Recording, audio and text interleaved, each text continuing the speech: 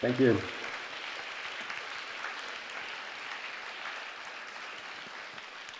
Great. So we now move to our next speakers, who are going to be Kate Nation and Lynne Murray. I'm going to introduce them one at a time so you can enjoy the talks properly. So the first one is probably going to be Kate. Kate Nation is a professor at Oxford, and she's been there since 2002, right? Yep. After studying with Charles Hume in York. She's made lots of incredible contributions to our understanding of how children learn to read. Most recently, she's been, as you will hear in a second, trying to characterize the kind of language that comes via books, essentially. The kind of language experience that more generally you get from reading experience, and how much this is functional to the further development of your linguistic abilities in general. It was very nice because this touches on a point that also Stan made. There's lots of reciprocal influences between spoken language and written language. This is what we're gonna hear about today. Thanks a lot, Kate. The stage is yours.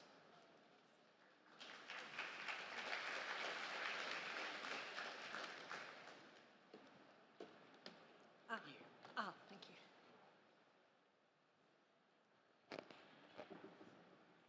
So, good morning, everybody. And when my slides appear, we can make a start. Thank you very much. So first of all, thank you, Davide. Thank you, conference organizers, for inviting me here. It's been a really fascinating conference to come to. I've not been to a conference that's as visually beautiful as this conference. The wonderful artwork, the creativity of the authors, the hard work of the publishers, the dedication of the librarians and teachers. It's been really quite overwhelming to experience it all. And it's also come at an important time in my career. I'm an experimental psychologist, and I've spent most of my career doing experiments on people, on children, on adults, as they read and as they listen to language. But as Davide mentioned, more recently I've got interested in the content of children's books, or the contents of books, but children's books in particular, and find myself now doing experiments on books rather than on people, and then trying to make links between data from people and data from the children's books. And I'm going to try and give a flavour of this approach in today's talk. But we need to start by thinking what reading is. Even without the lovely introduction that we had from Stan just now, everybody in this room obviously knows what reading is. You want me to go closer? Okay. Please start waving if you can't hear me at the back. We all know what reading is. We all know the pleasure of sitting in a cafe, watching the world go by, but at the same time escaping from the world and disappearing into the world of the book. So for adults, we know what reading is. And for us, it feels, most of the time, it feels effortless. But of course, it isn't effortless. Our brains are working very hard when we read. So let me describe this in the words of Ian McEwan, who can sum this up far more eloquently than I can. He describes how reading is a form of telepathy. By means of inking symbols onto a page, you are able to send thoughts and feelings from your mind to the readers. It's a magical process, so commonplace that no one stops to wonder at it. Reading a sentence and understanding it are the same thing. There's no gap during which the symbols are unraveled. You see the word castle, and it's there. A beautiful description of how we go from the letters, the squiggles on the page, to just understanding what we read. Yet reading is complex and remarkable. It's a complex and remarkable skill because written language itself is complex and remarkable. Think what we do when we read. We have to identify and activate the meaning of these written symbols, these squiggles on the page. Our brain hasn't evolved to do that. We've learnt to do that. And we do that, and we're actively constructing meaning, crafting meaning from the text as we read along. And we do it at remarkable speed, at 200, 250 words per minute as skilled readers. So for us, reading is complex, but feels effortless. But of course, for children, that's not the case. Learning to read is difficult. It takes time, it needs to be taught, and it needs to be nurtured. It's nurtured by caregivers, by teachers, and by the quality of the books that children experience as they're learning. And then again, another literary quote to share with you before I get into my talk, this one from John Steinbeck, who says, "Some people there are who, being grown, forget the horrible task of learning to read. It's perhaps the greatest single effort that the human undertakes, and he must do it as a child. It's the reduction of experience to a set of symbols. I love this characterization of reading, that we've got all there is in the world, all that experience, and we're able to express it and communicate it to each other by capturing it in symbols, such that someone who shares our code, who can decode those symbols, can then construct that whole experience. It really is a remarkable invention, the written word, and something that's fabulous that we have created over the last few thousand years. So let's think about what people like me, cognitive psychologists, experimental psychologists, what we sort of think about reading. So the general literature and the general evidence base would be clear in saying that by the time children start to learn to read, by the time they're sort of 5 or 6 years of age, they've already got 5 or 6 years of language experience. They've been producing and comprehending and communicating for 5 years. They have lots and lots of spoken language, which of course the brain has evolved to do over millennia. Learning to read then is about learning to understand the writing system. So in alphabetic orthographies like English or Italian, it's about learning the letters and how the letters and sounds correspond with the letters, how the letters and the sounds correspond with each other. Now this makes sense, and we can think about describing this in something that's been referred to as the simple view of reading. Somebody in the questions at the beginning referred to Scarborough's reading rope, and again we've got similar ideas going on there for those of you that know that framework.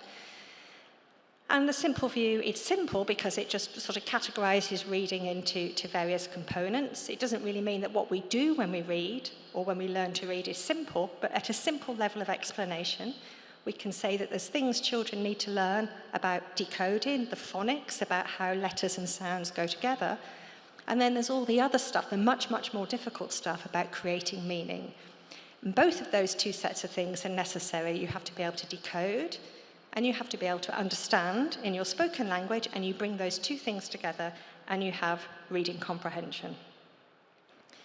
So again, this sort of makes sense, although I think something I'll say during the course of my talk will challenge this a little bit. The view would be we start with spoken language. That comes for free just by being a human being and being raised in a language-rich environment. Decoding has to be taught, you have to learn that, how the writing system works, and then you're a beginning reader, and then you practice and you become a fluent reader. So this idea that we go from spoken language to written language, we learn the system, a constrained set of knowledge about how letters and sounds work together, and then we're very slow and effortful at reading, and then the more we do it, the more we practice, we get better. And of course it makes sense. Reading, like any other skills, is a skill. If we practice it, we get better. Where I think this view is not satisfactory, and what I think has been missing in the evidence base in my world of experimental psychology, is thinking seriously about reading experience. I don't think we've thought enough about whether it matters what children read. If we go back to the point that Davide made at the beginning about frequency, we could imagine you might experience the same word 100 times. It has a frequency of 100. Does it matter if that frequency of 100 all comes from the same book, rather than 100 different books with just one occurrence in each of those books? And it's important for us to begin to ask those questions to help us really understand about what experience, how experience works. I don't think any of us would think you get the same experience and learning of reading if you read the same book 100 times versus if you read 100 different books. Yet in our models of reading, we've tended to treat those two categories of 100 as if they're the same thing. So this takes us to the nature of books and children's experience with what I'm calling book language, whether it's listening to it, whether it's reading it, or whether it's writing it. And thinking about the nature of experience has got me into thinking about the content and nature of children's literature. And that's what I'd like to talk about today.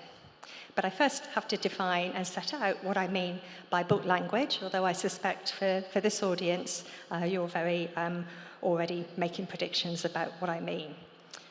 So let's take a picture. So this picture for me is there's an idiom in English, which if you don't know it, I'm sure it translates quite literally. A picture is worth 1,000 words.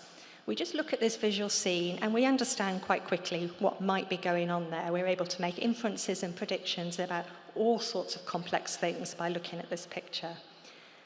When we heard Sidney Smith last night in his address talk about the primacy of illustration and how the visual world always wins out, children believe what they see. This is another example. We can see it and we begin to understand what might be going on. Now, I imagine if I took this picture away and we were in a conversation and I was trying to describe to you what was going on in this situation. It would be harder, it would be more difficult for me to communicate what's going on in this scene than for you to just look at the painting yourself. But I could make some progress. I could wave my arms around. I could imitate the facial expressions. I could be pointing in space to indicate where the different characters were and how they're interacting together. So, yes, in conversation, it would be harder and take longer to communicate the intention of this situation. Now imagine if we were trying to do that in written language, where we haven't got gesture, we haven't got tone of voice, we haven't got facial expression, we haven't got that scaffolding of meaning from the shared communication. Instead, we have the text and just the text, and we have to try and, well, what the writer is doing is trying to use language so that the reader can reconstruct the intended meaning simply from the language itself. So spoken language is more, or conversational spoken language at least, it's more situational, it's in the here and now, it's supported, gesture, intonation, facial expression, and so on. I'm not speaking in well-formed sentences today, I'm sure. I'm saying things that are incomplete, that are ambiguous, but hopefully by putting everything together and reading the words along and interpreting what's going on in our shared situation, it's helping to rectify some of that ambiguity. In written language, though, it's decontextualized, and language itself has to do the hard work. And in order to be able to achieve this, text is more complex and more diverse, both in terms of its lexical content, its vocabulary, and also its syntactic content. And written language tends to be more formal or more academic or more literary. Now, I'm not saying anything new here. This has been known for a long, long time in received wisdom, in common knowledge, and been talked about for a long time in sociolinguistics, for example. But I don't think it's made its way into how we think about the cognition, the cognitive psychology, or the cognitive science of learning to read. And particularly in the context of thinking about how this might relate to the experience that children have as they learn to read. So I'm defining book language as children's experience with the language of the book. And what we're going to be talking about is how children's books and children's experience with book language, what role they might play. So, book language and reading for the brain. As we've learned in the previous talk, children's experience with and understanding of written language is the product of learning to read and having a reading brain, developing that visual word form area, populating that visual word area so that the brain can then read, the child can then read. I'm going to sort of take that as read for this talk and instead ask two additional questions. Is how does experience with book language itself form the reading brain? That is, how does it drive language and literacy development? And then just finally, I want to mention some recent work where we're going beyond literacy itself and thinking about how experience with book language contributes to emotional development and well-being. And really, I'm just giving flavours of work here. There's not time to go into much detail, but I'll provide some references should anybody wish to follow up. So, thinking about book language and children then, we've set up the potential that books provide access to language that is different to the language that children routinely hear. And we were interested in, when do these differences in book language start?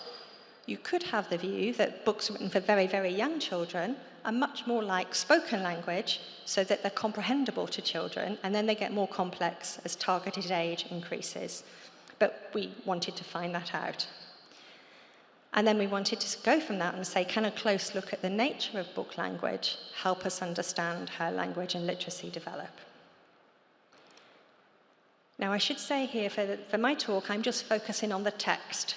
When children are first learning to read, and in those all-important early years, children are not reading independently. They start to learn to read in the context of shared reading. The shared reading where there's a caregiver who does the reading of the text aloud. The children are experiencing the text, but so much more. They're getting all those cues from the caregiver, the extra text talk, the questioning, the prompting, the turn-taking, and the sharing. And caregivers and children work together to create the meaning. So there's a lot of social interaction going on in book reading. I'm not going to talk about any of that. Perhaps I think Lynne in her talk might be touching on themes that are closer to this. I'm just talking about the text with no illustration and no extra text opportunities. So what we did was to create a large corpus of books. We just went to the local bookshops and bought those books that are aimed at preschoolers to read or to be read to in the context of shared reading. We looked at their language content and compared it with the sort of language that children experience in their home, child-directed speech, the language that caregivers use when they're interacting with their child. And this allowed us to measure and quantify variation in lexical content and linguistic complexity and compare across the two different modalities. And look, this allowed us to see if there was anything special about book language and how that might differ from spoken language. So the book corpus, this first one I'm going to talk about, was relatively small. It contained 160 books targeted at preschoolers, altogether about 320,000 words. Our spoken language was taken from Child S, which is an online database that's free to access and anybody can download data from. We downloaded interactions between a caregiver and 190 different children in the UK. We took the children's speech out and just looked at the caregiver speech, i.e. the language that the children themselves would be hearing. And this corpus comprised 3.8 million words. So what did we find? First of all, I'll show you this data which refers to lexical diversity, how many words there are, but how many different words there are. So this is a type token curve, so I'll just explain how this figure works. So a token is a token of frequency. So imagine if we had 100 occurrences of the word the, that would have a token frequency of 100. There are 100 tokens of the. But there would only be a type frequency of 1, because we only have one word, the, which is repeated 100 times. So by looking at type versus token, we can look at the diversity and the variation in the number of different words we hear or read, as well as the number of words that we read or hear. So this is showing the type token data for both picture books in the reddy colour and spoken language in green. And what you can see is that the curve for picture books is higher. So what we're doing in this figure is we're going into the corpus, those millions of words, and we're pulling out random samples of words, and we're looking at, in that token, say of 1,000 words, how many different types are there? And what this figure is telling us is that there are more different types in the books targeted at preschoolers than there are in the conversations targeted at preschoolers. There are more words and there's more different words, different types. So book language is more diverse than spoken language. We can also look at something like lexical density and thinking about how rich is the information in books versus conversations.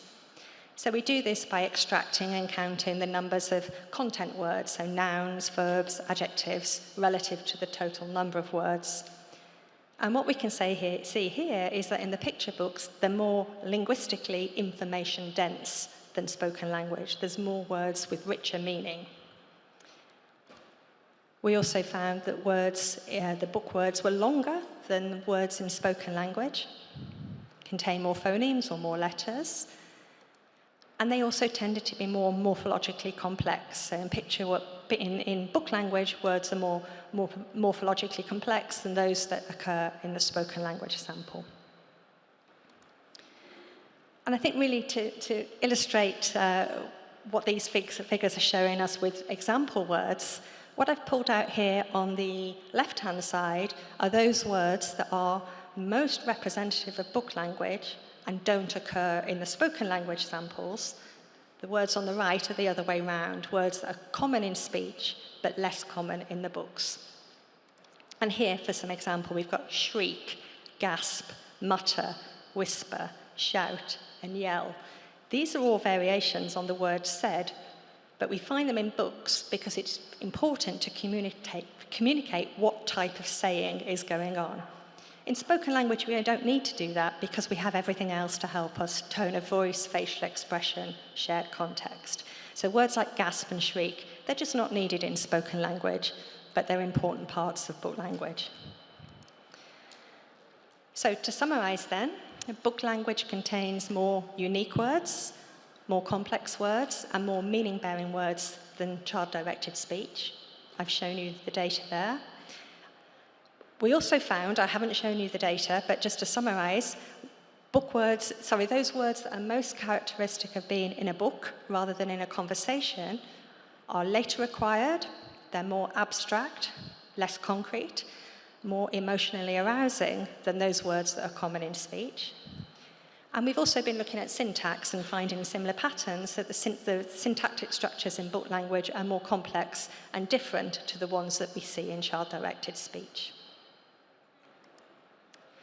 So going back to the questions we set up with Matilda a few moments ago, once children can read, books provide access to language that's different. That's certainly the case. But the data I've been showing you is from preschoolers. They're not reading yet, they're hearing book language. So it's important that we say or listen to books and stories here, not just read them.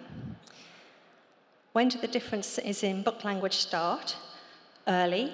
This might not surprise you as people who are very familiar with children's books. I imagine book language would sort of grow incrementally and it would be much more like spoken language to start with. That wasn't what we found at all. Book language was complex from the outset. Can a close look at book language help us identify what's special about book language? I think we're making some progress there, both in terms of lexical content and also in terms of syntactic content. And while I've been talking about the preschool books, the picture books, we've also done the same on children's books that they're reading independently for themselves, targeted at about 5-year-olds through to the teenage years. And we find that book language, not surprisingly, becomes more complex as the targeted age of the book increases.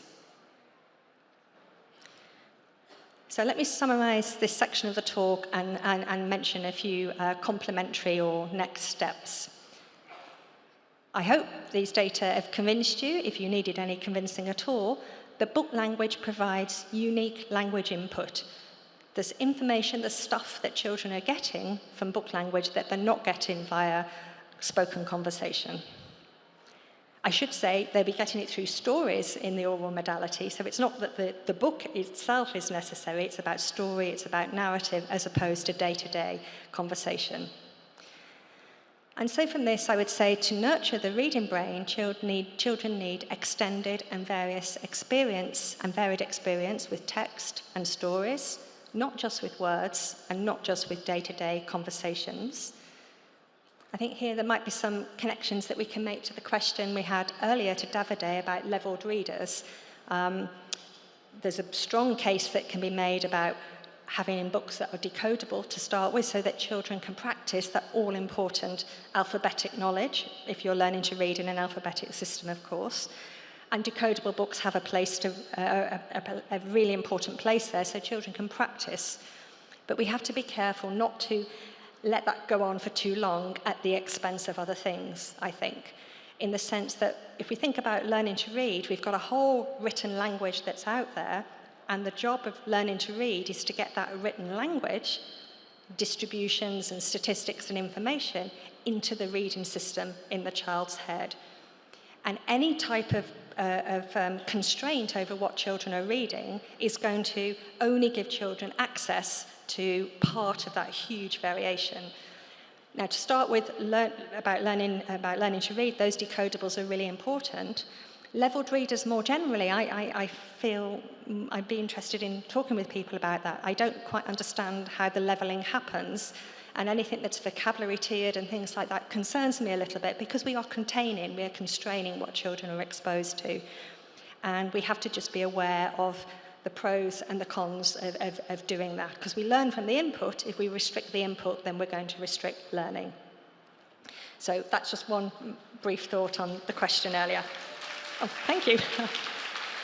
Not to say, certainly in English, a complex orthography, direct teaching of phonics is really, really important. We can't bypass that.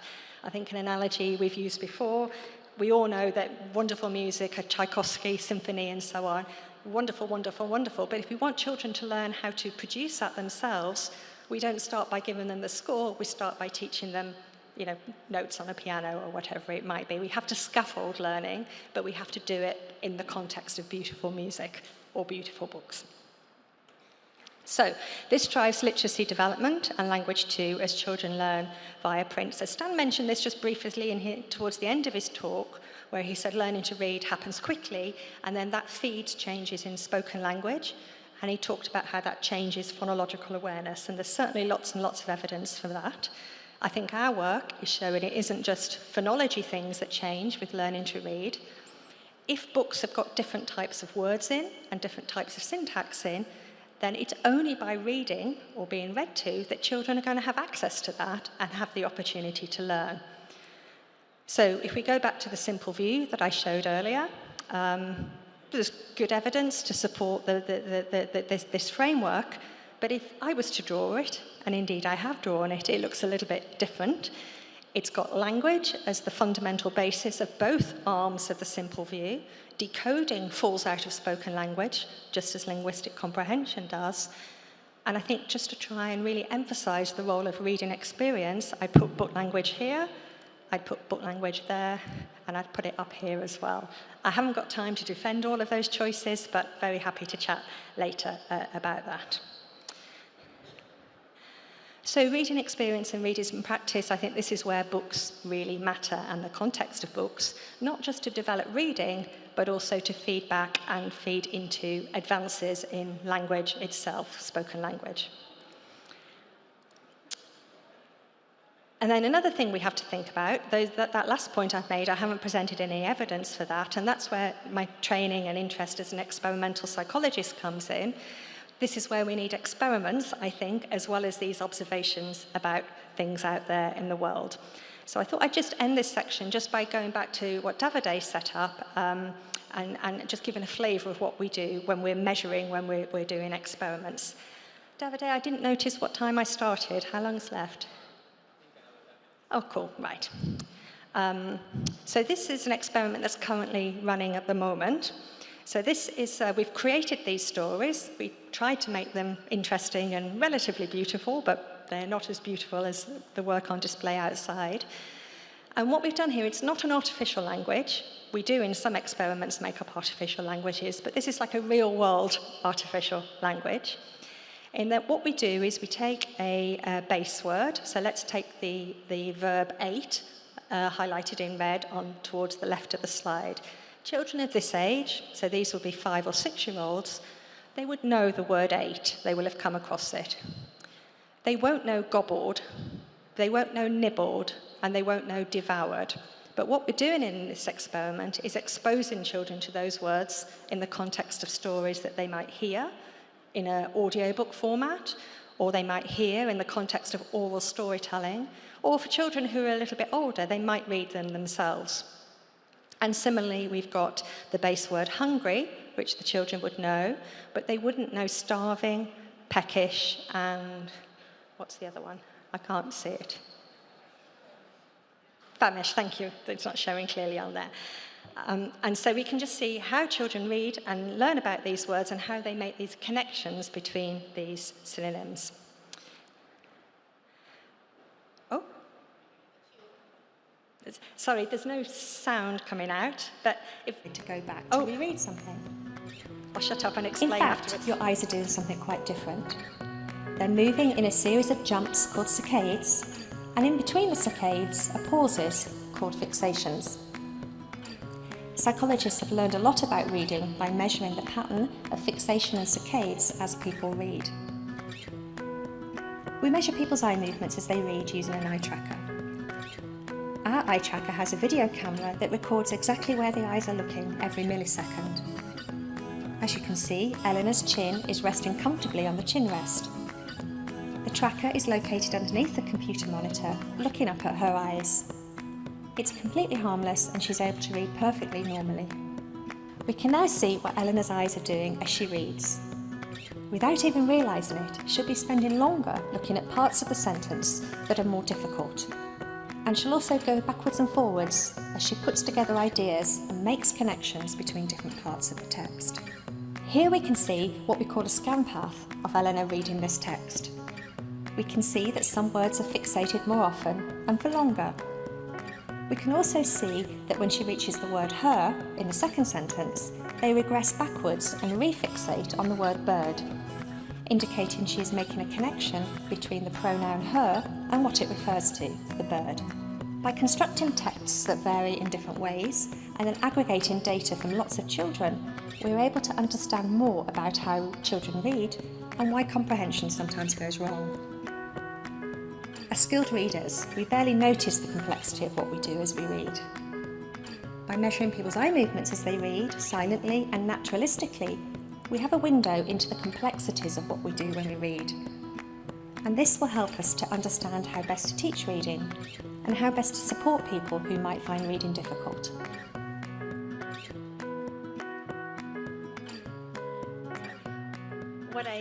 This is very disconcerting, having a video of me and then a video of of me over there.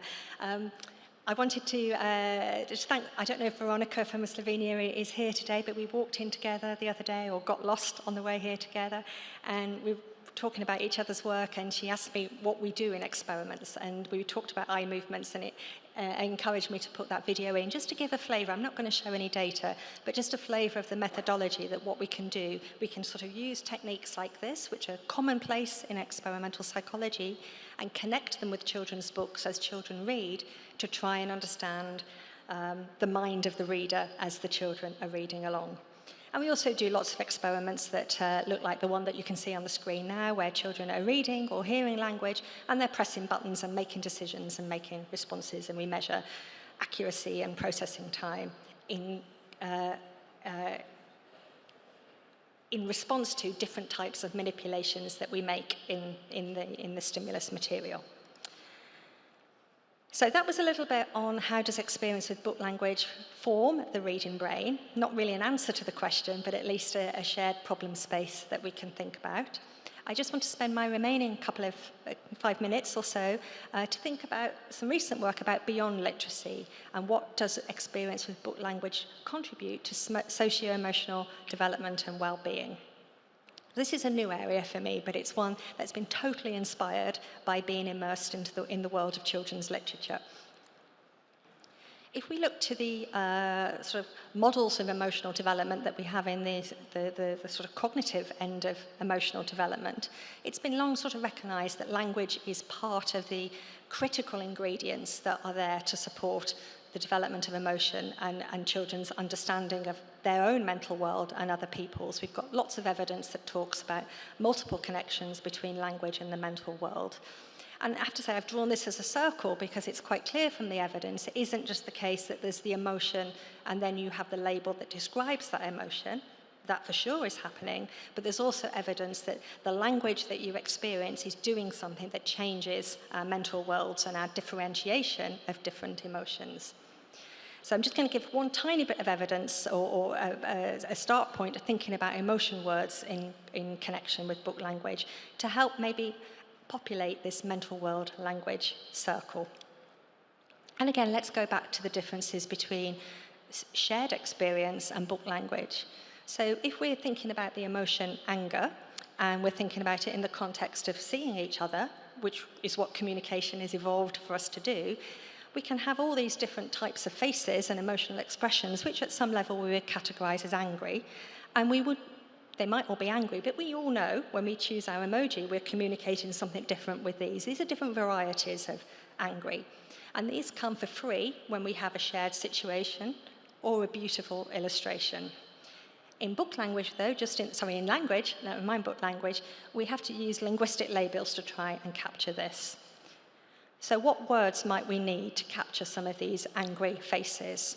We might have scowl, frown, grimace, growl, rage. Words that I predicted are much less common in conversations than books. In conversations, we don't need them because we can see the faces. But in books, the authors must use words like this so that the reader can construct the intended emotion. And therefore, if children are reading books that contain these words, this is an opportunity to learn something about different varieties of anger. So that's the ideas that we've been playing around with.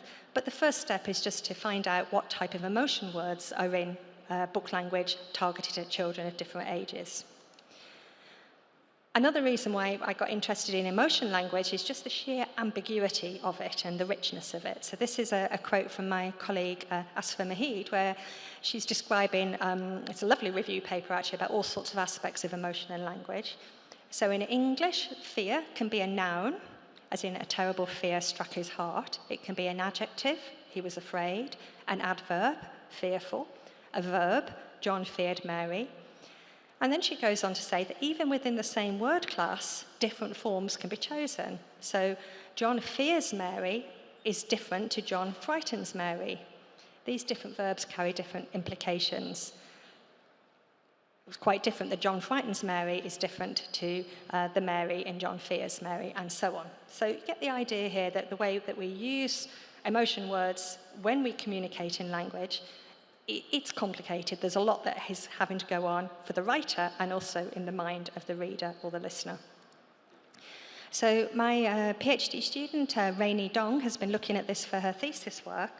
And what she's done is taken 336, what we're describing as mental state words. So these are words that fit into the expression, I feel X, or she looks Y, or he sounds X. We've taken those words and we've just documented their occurrence in picture books, in independent reading books, in television language, and also in child-directed speech. And I'm just going to end just by giving you a flavour of these data.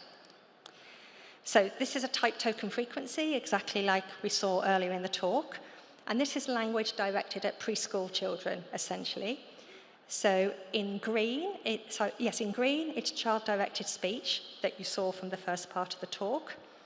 In blue, it's the picture books, again from the first part of the talk. And in the middle is the red line. This comes from a BBC channel in the UK that's directed at programmes for preschool children. And we're just looking at the occurrences and the diversity of those, the number of different types of those 336 emotion words. And it's quite interesting what we see here, that more emotion words in books than in child-directed speech. And then television language is sort of in the middle. And I think this makes sense, because television language, it's spoken, it's conversational, but it's also scripted and it's also narrative. And it feels like it has the properties of both other registers here. So that's language targeted at young children. And, oh, I'm pressing the wrong button. There we go. And then if we move on to the corpora, which are capturing language targeted at older children, again, we can see in the reading books, there are more different types of emotion words than in the television subtitles from the CBBC channel. So there's more diversity of emotion words in children's books than in child-directed speech and child television language. And then finally, we've also been taking a look at children's own writing. I mean, reading and writing go hand in hand. I think we learn as individuals a lot about reading by writing. And we would imagine that children's book language usage, their own use of sort of more literary language, book language, as they read, that should become reflected in what they choose to write themselves. But we're also doing experiments which sort of turn over a little bit and say it's actually learning to write, to putting yourself into the mode of being a writer, that is a driver of developmental change. Because by having to write, you're having to organize your own language and thoughts so that you can communicate to someone who, when they then read your language, they will be able to reconstruct those emotions. And it's actually being a writer that is causing that sort of developmental change. So here, just to present some data on children's own writing. This comes from a wonderful competition that's been running in the UK over the last 10 years or so, where children across the entire country are invited to submit a short story to a national competition. They can write about anything they like. The only constraint is it can't be more than 500 words long. These go into a national competition. There's lots of media, there's lots of celebration. They go to Buckingham Palace, they meet the Queen, all sorts of things go on for the winners here. And we've been very lucky, thank you to my collaborators at Oxford University Press, to have access to these stories. And so today I'm just going to show you a tiny bit of data from the 2019 corpus, which is over 100,000 stories written by 5 to 13-year-olds up and down the country. And again, we're just looking at those emotion words. So on the left-hand side, these are reading book data. So again, from the corpus of children's reading books. So instead of just one line, I've now plotted 4 different lines, and this refers to the targeted age of those books. So the red line at the bottom are books that are targeted as the youngest children in Key Stage 1, for those of you that know the UK education system, about 5 to 7-year-olds for everybody else. And then the purple line is the oldest children. So we can see an increase in the diversity of emotion words as the reading books get more complicated. And here's just the only bit of data I'm going to show you about the writing so far, is that we can also see that developmental change in children's own production. Not surprisingly, the older children are producing more types of emotion words, more variety of emotion words, than the children in the younger age group. We've done more work on this with much large samples than the 300 and odd words. And one thing that I found really interesting in this, and I'd be really interested to talk to authors and librarians about this, is what we found in children's own writing. The sentiment of the story goes down with time. Stories start by younger children very happy, everybody's happy, it's all very lovely. By the end, early adolescence, everything's dark, and the stories are just getting sadder, more angry, and so on. Now, of course, we don't know if that's anything to do with the children's own emotions or whether it's just a genre thing and we all like reading and writing about murders and so on. But an interesting reflection that I'd never thought about before doing this work. Okay, so just to wrap up then, we talked very briefly about these sort of intimate connections between the mental world and language. I'm going to speak up for books and put book language ahead of language there. Reading or listening to text provide access to the language of the mind. I'm going to set out the hypothesis that writing not only reflects this, but also might drive it. And also just to leave you with the thought that stories contain aspects of language that are critical for well-being and mental health. If I was to make a really difficult language comprehension test or reading test, it would have abstract words in, it would have emotion words, it would have words whose meanings are dependent on context, it would have complex sentences so we can go to the future, think about the past, it would have metaphor. That is exactly the sort of language of the mental world. And the language that we need to think, to persuade, and to regulate is difficult language, and it's language that's much more aligned with the properties of book language than day-to-day conversation. And potentially this might have implications for thinking about why those children who have difficulties with language and with reading are also at greater risk of poor mental health. So there might be interesting cause and effect things to talk about, but it also strikes me that the psychological therapy that we have, well, for all of us, but for children, is very verbal, is very situated in complex language. And it might be that the children that most need that support, the best efforts for us all are trying to drive that through book language, and perhaps we need to do some work to make sure the children have the capacity to understand the rich language that they're being offered via psychological therapy and by book therapy. So, final slide. The onset of literacy is powerful and profound. The act of reading stems from the reading brain, but it also drives the reading brain. Book language is special, and variation in book language input is likely to have significant consequences. And I think these conclusions sort of really chime with the theme of the conference: give every child not just books, but give every child good books. So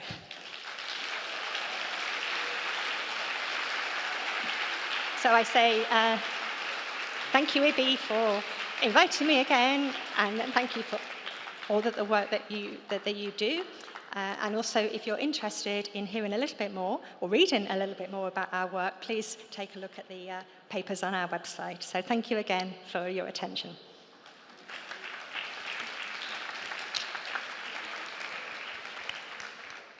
So Professor Murray is a professor at the University of Reading, and she's an expert in child development. I wouldn't even know how to define her exactly, whether she's a social psychologist, a developmental psychologist, a clinical psychologist, because she's mixed up lots of these themes, which I think turns out very, very handy today, and relates very, very nicely with the final part of Kate's talk, where she was trying to introduce us a little bit outside of the reading domain per se, and looking a little bit more broadly at what kind of consequences this has for the development of children more generally.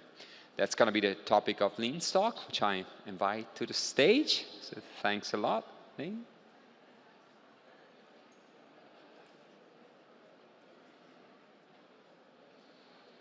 There you go.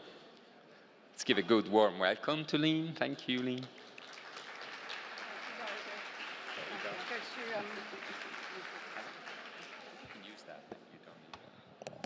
Oh, okay. Thanks very much. Okay. Brilliant. Thank you very much, Davide. Thank you, Elisabetta, and the organisers of this conference for inviting me. Like Kate, I have to say it's one of the most beautiful contexts for speaking at a conference with so much creativity and beauty around us. So thank you very much. I'm not a neuroscientist, but because this is a reading for the brain session, I've tried to integrate some evidence from neuroscience from some of my colleagues and the literature. I'm a developmental psychologist who studies the impact principally of parenting on child development. So I'm going to be talking about children's experience of the reading environment in their families and how that affects them. So the starting point for the work that I've been doing along with Peter Cooper, who's a joint author of this presentation, who's with us now, is really thinking about the gap between different children from poorer or more privileged families. And we know that there are big gaps in children's development, in their early development, as early as 24 months of age. There is a 6-month gap in the ability to process language between privileged families' children and those from less privileged families. And this gap in ability early on is very important for the child's future, because we know that early language development is a very strong predictor of later academic achievement and future life opportunities. Some early work began to look at why it was that children had these big gaps in their language performance. And the initial focus was on the kind of conversations that families were having with children in their everyday home environment. And as Kate said, children get exposed to a lot of talk, but they get exposed to varying amounts. So this small-scale study was rather a trailblazer. It flagged up the fact that children, that this was data collected in the United States, children from different kinds of families were exposed to very different amounts of language input in their home environment. And this phrase became common, the 30 million word gap, to capture the fact that by the age of just a few years old, children from these different kinds of families would have been exposed to huge differences in the number of words in their conversations in their home learning environment. And that, in turn, was very closely related to the children's own vocabulary. So those children who were from more privileged families, who heard a lot of words being addressed to them, had better vocabularies themselves compared to the poorer children. So we also need to think about what are the other things going on in families that are important apart from the kind of language that is addressed to children. And this is a very interesting longitudinal study which followed children from the time their parents, or their mothers, were 29 years old, and the children at that point were preschool. They were around 3 years old. And they followed these families up until the children themselves became 29 years old. And what they found was a very expectable result, that there was a very strong association between the mother's educational attainment level when they were 29 and their children's education attainment level when they reached the age of 29. So there was intergenerational transmission of educational attainment. But what the researchers had done was to take snapshots of the children's experience and their development through early childhood in the preschool years, then when they were 8 years old in school, and then again when they were adolescent.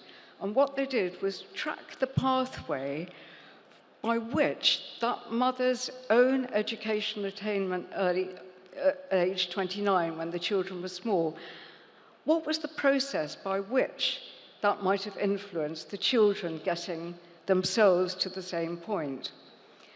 And what they found was that the most strong predictor of the children's development was how much the parents read to the children in the preschool years at home.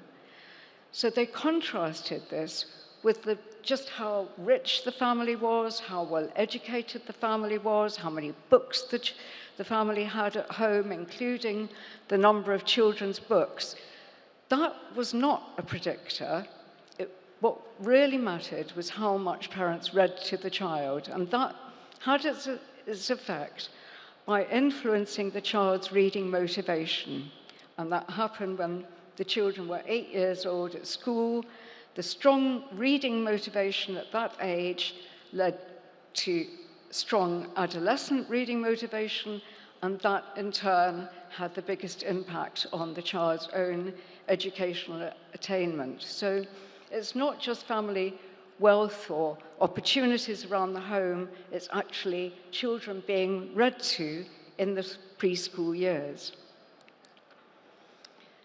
So, as I said, because this is a session on brain development, I've taken some data from a pediatrician, Hutton, who works in the States, and he does some really interesting work looking at the impact of the family reading environment on children's development. So, as Stan explained, we can use these scanners to record children's brain activity while they're exposed to certain stimuli. And in this experiment, they got 3 to 5-year-old children, and they put them in the scanner, and during the time they were in the scanner, they would hear a series of read phrases, the kind of material that a child might hear in a book. And then the researchers also measured the home reading environment. That's parents filled in questionnaires about how much time they spent reading to their child at home. And they put the 2 sets of information together. And there's quite a bit of variability in how much time parents were spending reading to their children in the sample. And what they found was that there was a strong association between the amount of time that parents spent reading to the child at home and the way the child's brain was activated while they were in the scanner when they heard some phrases being read to them. So, and the particular areas in the brain that were associated with the experience of being read to at home were those areas concerned with language, with narrative understanding, and with mental imagery. So that was the quantity of children's exposure to reading at home that was directly associated with the way these children's brains were primed to be active in the important language areas when they hear narrative speech. But it's not just the amount of reading that parents do to children that is important for their development. It's the quality of that reading. And here I'm thinking very much about small children, starting from the age of around one year, especially through the preschool years. And when we think of good quality reading, we think of it being warm and positive, affirming of the child, in particular, it following the child's own interest and also soliciting the child's own active engagement in the process of hearing the story with the adult. And the same group of researchers, the Hutton group, looked at this experimentally. So before the session where the children listened to stories in the scanner, the parents had been shown into a waiting room with their child and were asked to wait 10-15 minutes. And in the waiting room, the researchers had put some children's books, and they just watched to see what happened. How did parents and children choose to spend the time in the waiting room? Did they use the books at all? And if they did so, how did they use them? And they rated the quality of what the parents had done. And there were indeed parents, quite a few of them, who did absolutely nothing at all. So they had the opportunity to wait with their child for 10-15 minutes. There were children's books on the table for them to pick up if they wanted, but many of them used their mobile phones and didn't speak to their child. So they're the number getting the 0 score on the quality of reading. But other parents would pick up the book, or maybe the child offered it, and they would engage with them. And the researchers rated the quality of the way the parent engaged with the child. And then they again looked at the children's responses during the time the children were in the brain scanner listening to these story narratives, and they found that the quality of the parents' behavior in the waiting room with the book was strongly associated with the way the child's brain reacted to hearing stories, especially their complex language, their expressive language, their social, emotional processing, and their working memory. So we see here that the way in which parents engage with children and read them stories is directly associated with the child's brain's readiness to respond when they hear story material in a completely different context. So it's carrying over directly to the children's independent experience. As said, in the Hutton study, many of the parents chose not to look at the books at all, but used their mobile phones. And in that study, they found that that kind of behavior was associated with particularly poor or low levels of brain activation in the children when they heard these stories. So this is relevant, of course, to thinking about children's exposure to non-text media. And this recent review in Brain Science was done by an Italian group looking at the relationship between the amount of exposure children had to screens and their development, their language, their memory, their social relationships, and found that there was a negative effect. The more exposure children had, the more negative the impact was on these areas of development, unless when the children used these screen devices, the parents sat with the child and were actively involved with them. So if parents enjoyed sharing with their child, looking at screens together, then the children had absolutely no negative effects of exposure. It was when they were given the screens on their own. In fact, as part of this review, the researchers found that 1/5 of children are exposed to smartphones in their first year of life, and this goes up to 80% of children by the time they're in the later preschool years. And parents aren't always sharing their phones with their children. In fact, in the first year of life, 30% of the parents were using the phones as an opportunity for the children to be occupied, and that went up to 70% in the second year. So that's clearly an issue of concern. So now I'm going to think about, well, how does that activity of sensitive reading, how does it affect the brain and the child's development? And we've heard from Kate and Davide too, how child development takes place through relationships, and very early on in development, children, as we heard from Stan, they're geared up to being receptive to language. And even in the first 2 months, there's a very rich communication that's possible with parent and child typically exchanging conversation-like interactions face-to-face, with the child being actively involved, making lots of mouth and tongue gestures, vocalizing, using their hands as well.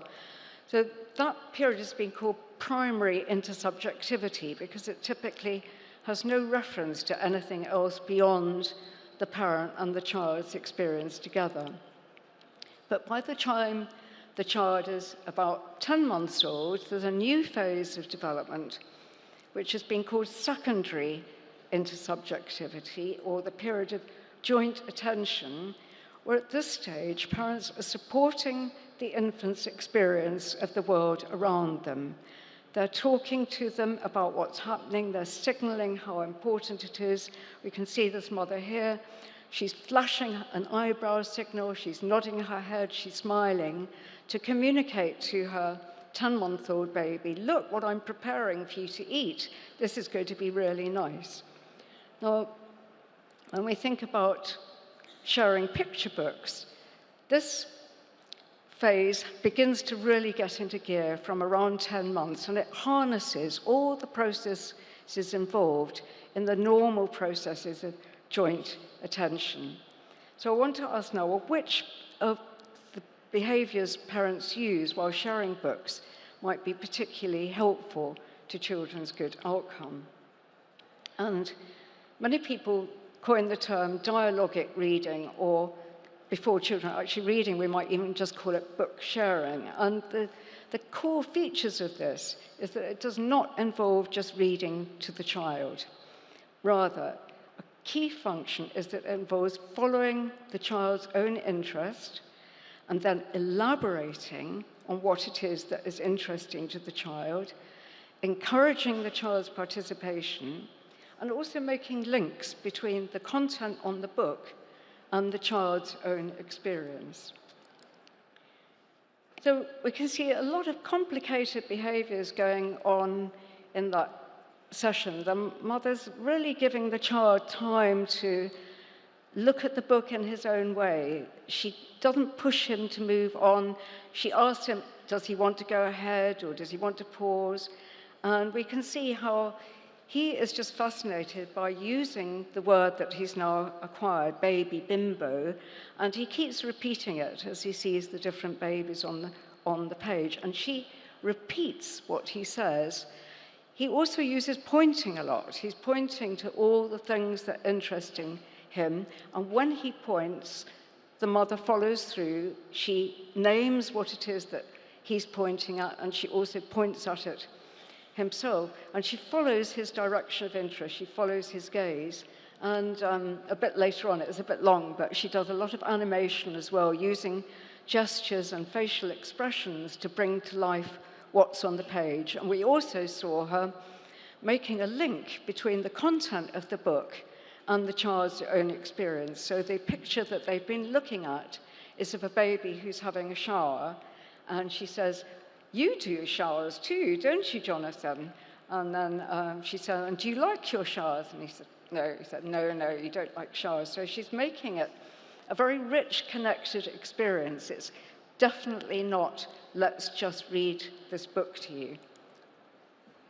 And we see, as children develop, increasing linguistic techniques being used, asking questions at the level of the child's development. So a parent will sense what the child knows and is able to answer and ask accordingly, saying, what's that, if the baby knows the name for it? Or where is that, if the baby doesn't know how to say the word, but knows what the referent is?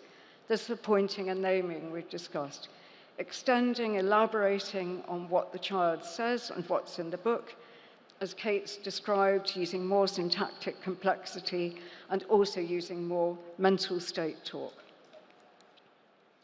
And we've found in our own experience and in the research too, that these kinds of dialogic features that seem so prominent in the use of books are particularly enhanced where picture books or text light books are used, silent books, rather than books that have a lot of text.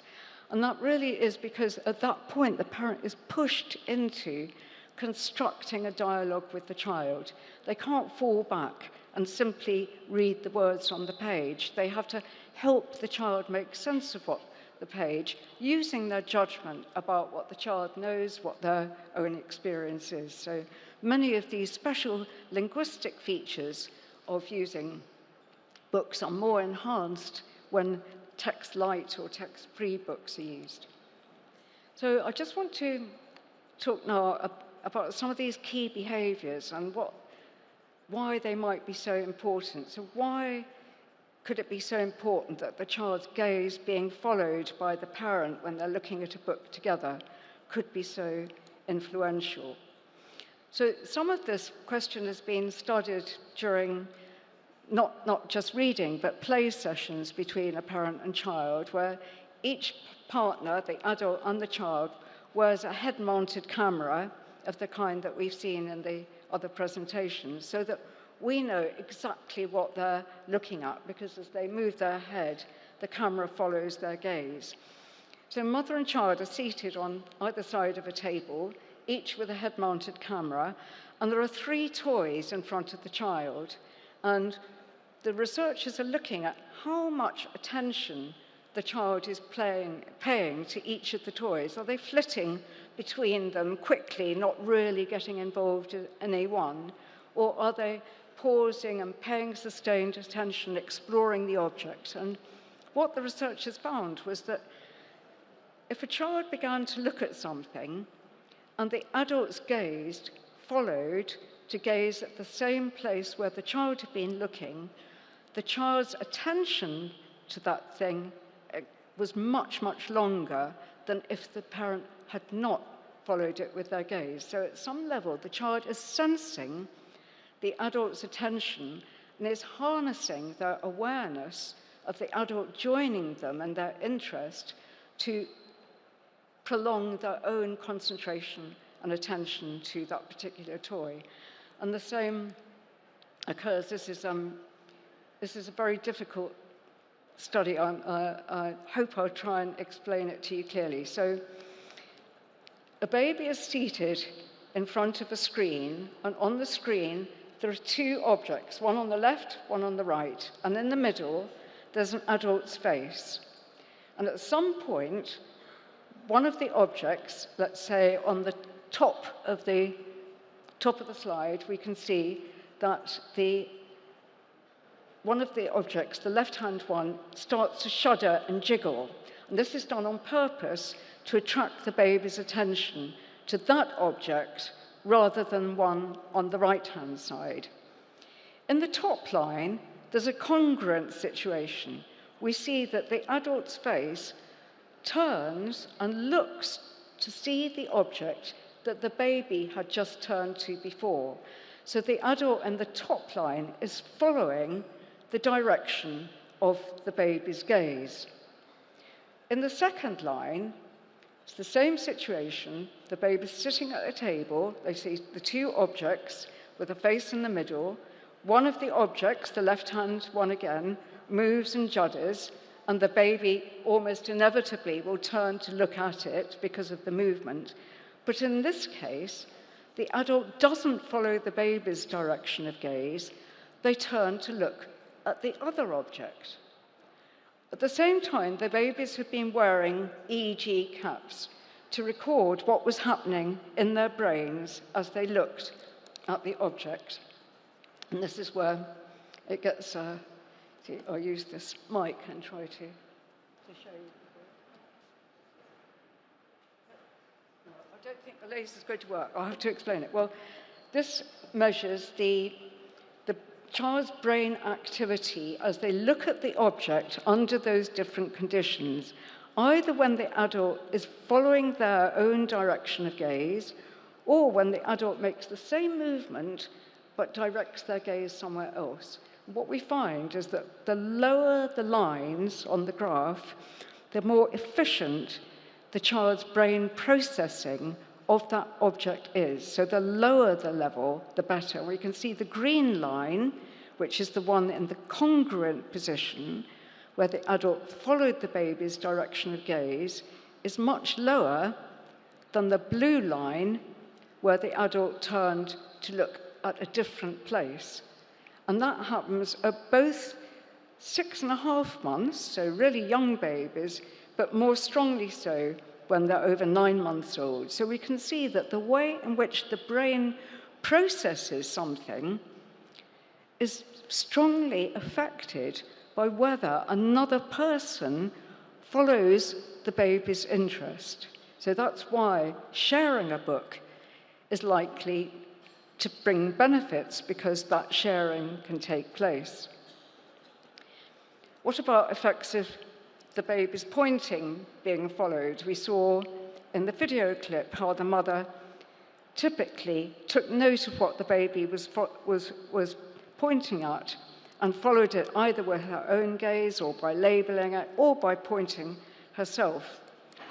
With this experiment, again, put a baby at a table in front of 2 objects with an experimenter on the other side of the table.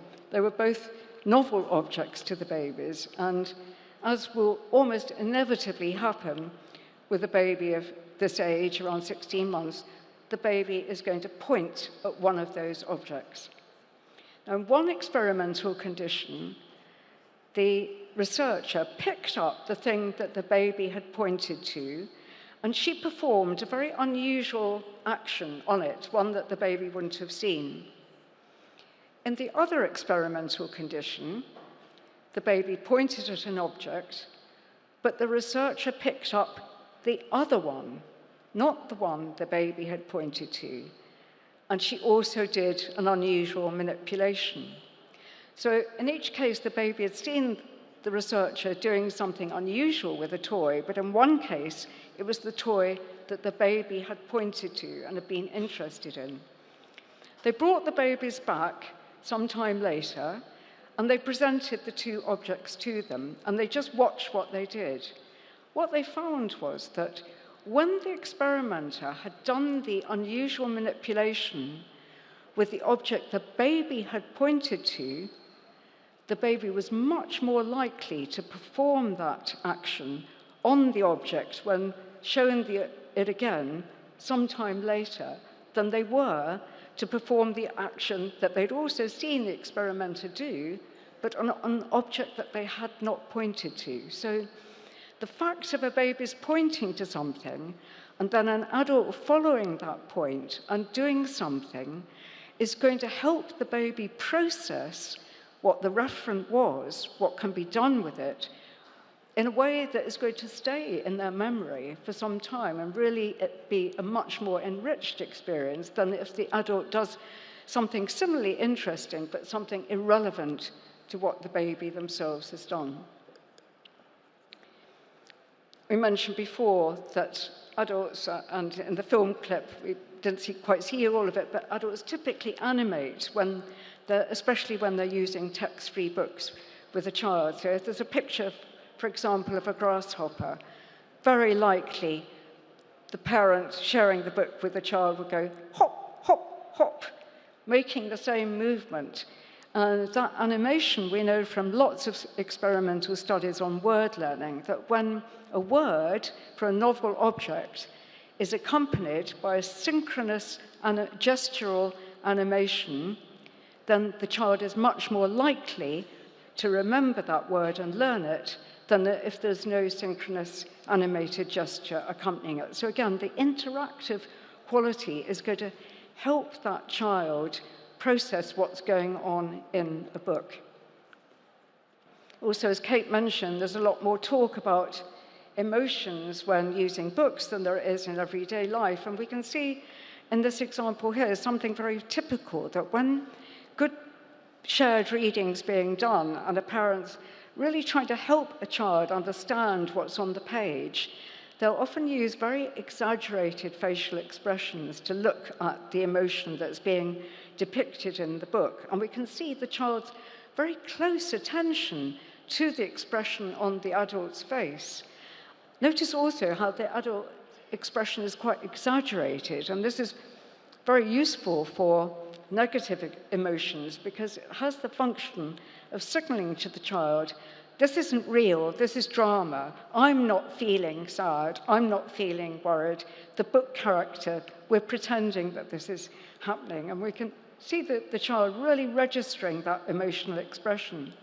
And again, we know from brain science and work on what are sometimes called mirror neurons, that when we see the performance of a clear emotional expression in somebody else's face, then that part of our brain that is active when we ourselves experience that same emotion lights up as well. So the child actually seeing the parent's facial expression, maybe decoding the emotion from the book, is resonating with their own brain activation in a way that gives them the experience of that same emotion. More about emotion and mental state talk, following on from Kate's beautiful explanation of how there's so much more of that in books. So in this experiment, children in class were in two conditions. In one, the teachers read a story to them, and they would ask the children in the class questions about the experiences of the characters in the book, in particular, their different perspectives, their different beliefs, their points of view, their emotional experiences. The other children had a teacher who didn't do any of this active questioning of the children during the story reading and after the story reading. These teachers just simply talked about the physical events in the stories. And the researchers measured the children's ability to understand mental state experiences. At the beginning of the study, the children were, in the two groups, were equivalent. They were really not different from each other at all. But after the children had that experience of being engaged by their teacher and thinking about the mental state of the characters, they themselves began to do better on assessments of mental state understanding, and that effect carried on through time. So long-term benefits to children's emotional understanding of the way in which a book is shared with them, not just reading it, not just hearing it, but the fact that the adult engages the child actively. So this method of dialogic book sharing or book sharing is known to be more beneficial, certainly for children's language development, than straightforward just reading aloud to the child.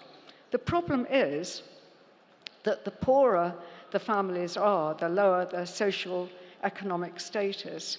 Not only are these families less likely to use books with their children, but they're also less likely to use these dialogic techniques with their children. So the children are getting doubly disadvantaged. So an important question is, well, can we help more vulnerable parents?